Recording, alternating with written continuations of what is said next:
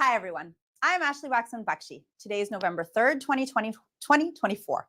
This is the live daily briefing of the Israeli Citizen Spokesperson's Office. We are live on Instagram, X, YouTube, and LinkedIn, and available afterwards wherever you get your podcasts. Please start submitting questions in the chat, and as always, like and subscribe to help us reach a wider audience. When will Iran again try to murder me? That's what parents and children across Israel have been asking for days. Iran has showered Israel's people with ballistic missiles twice, back in April and a month ago on October 1st.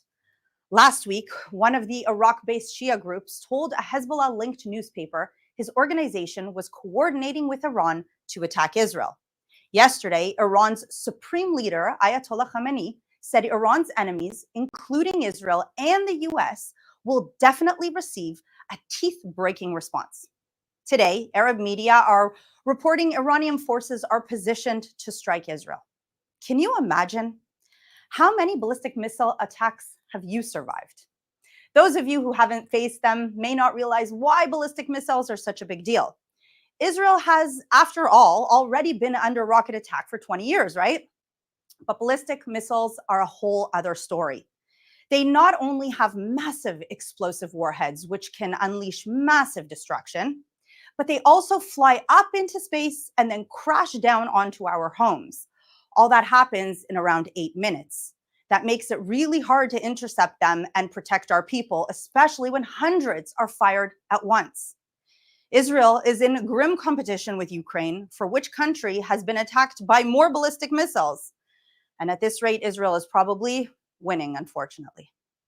That's in addition to over 20,000 Iranian rockets, missiles, and drones fired by Hezbollah from Lebanon, Iran's terror pirates in Yemen, the Houthis, as well as Shia groups in Syria and Iraq, and of course, Hamas's October 7th massacre launched from the Gaza Strip.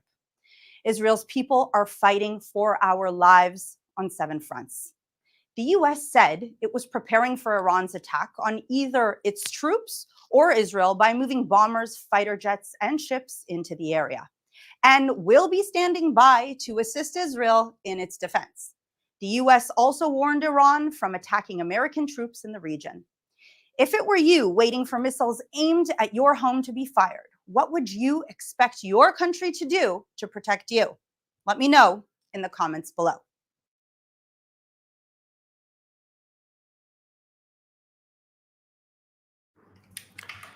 Ashley, I just read that Russian planes landed in Iran. Why is this happening? Actually, you're absolutely right. Russian cargo planes landed in Iran because Russia supplies Iran with air defense systems, and Iran supplies Russia with drones and systems that have been used against Ukraine. Are we good? Is everything okay? Should I continue? Are we good with the live?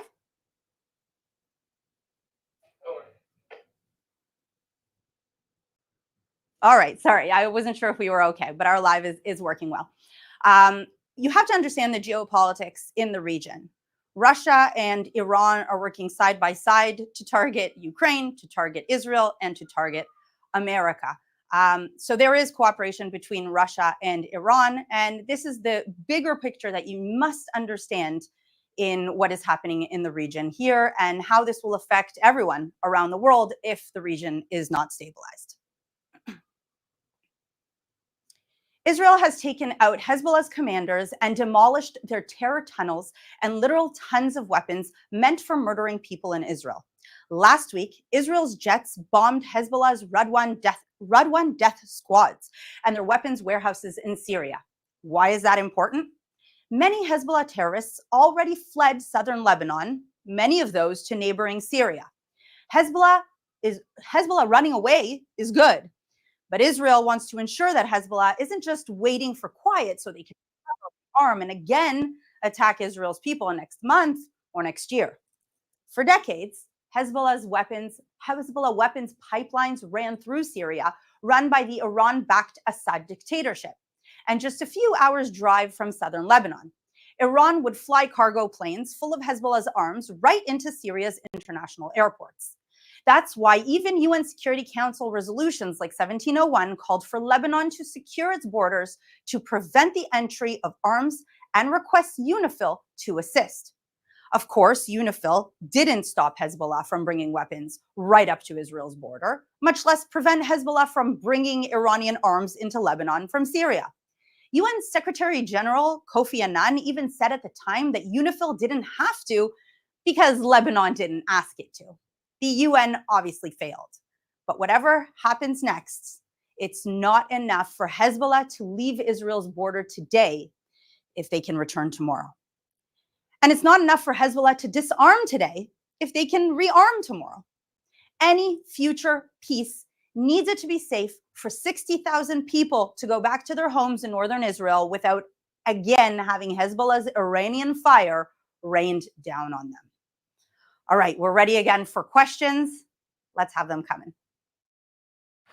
Thank you, Ashley. I just read that Russian planes landed in Iran. Why do you think this is happening? Yes, I will answer this again. So Russia supplies Iran with arms, including advanced air defense systems, S-300, that Israel actually just took out in its attack. And Iran supplies Russia with the same drones that Russia uses against the Ukrainians. So once again, just to reiterate, there is a much bigger geopolitical picture that one must understand in Israel's fight, which involves Russia, the US, the Gulf states. And so it is crucial that peace and calm come to our region so that peace and calm can come to the world. Thank you, Ashley. I saw that Israel's naval commandos took a Lebanese ship's captain from his home. Was he a civilian? What do you know about this? So he was certainly not a civilian. Arabic media reported that the officer, his name is Imad Fadel Amkhaz, is a senior member of Hezbollah, according to Al Hadat, considered by the IDF to be a significant source of knowledge in the terror group's naval force. Lebanese surveillance video circulating online shows that he was taken into custody unharmed. He is certainly a terrorist, not a civilian. Thank you, Ashley. A lot of people are asking on our live about the security situation in Israel. Just yesterday, Saturday, there were 130 rockets, 10 drones fired at Israel. What is your assessment of what life is like currently for Israelis and the threat that they're facing already after more than a year of war? Life is unbearable. There are days where we feel in certain parts of the country that life has almost gone back to normal, but there are large amounts of places in the country where life is certainly not back to normal. There is no school. As we know, people are still evacuated from their homes. People are still dealing with the trauma of October 7th. And every day we are dealing with more and more trauma of having more and more soldiers' lives lost in combat and civilians' lives lost and injuries from rocket attack. Life is unbearable. The situation is hurting our economy, but it's important for everyone watching right now to know that it is not hurting our morale here in the country. We are proud, we are strong, and we are ready to fight and to defend our country and our borders against any attack and any threat. So we are prepared, we are dealing with the trauma, and we are hoping for a better future and for all of this to end as soon as possible, because it is important to reiterate, we do not want war with anyone. We didn't start this war. We did not start the war against Hezbollah. They started it on October 8th with sending rockets at us one day after our people were brutally massacred in the south of Israel. This is a question from our Instagram Live. Is the recent threat from Iran a serious one, or might it be a bluff? Well, time will tell, but I don't think we can ever underestimate the motivation of our enemies to attack us. Unfortunately, we were under that conception against Hamas for many, many years where we thought they were deterred and we thought that they didn't have the motivation. And unfortunately, the second we took our eyes against away from our enemies, we saw what happened. And I think Iran has proven to us over the past year, not only through its proxy war, but for the first time ever attacking Israel from Iranian soil, that their threats are real and serious. They have, a clock in the middle of Tehran counting down until the end of Israel, for the destruction of Israel. And they were always hoping that it would be, I think, in 20 or 30 or 40 years from now. I think every day that passes, we understand that they want this to happen sooner than later, and we should take their threats very seriously. This is our final question today. You were traveling a lot recently. Where did you go and who did you meet? So thanks for noticing that I was gone. I was in the United States. I needed some much needed time away from social media and content creating and from the war. So we went on a family vacation. I went to the United States, and I do want to share something with you that I bring back to Israel from traveling to Florida, Texas, and Oklahoma. The people of America understand the fight we are fighting.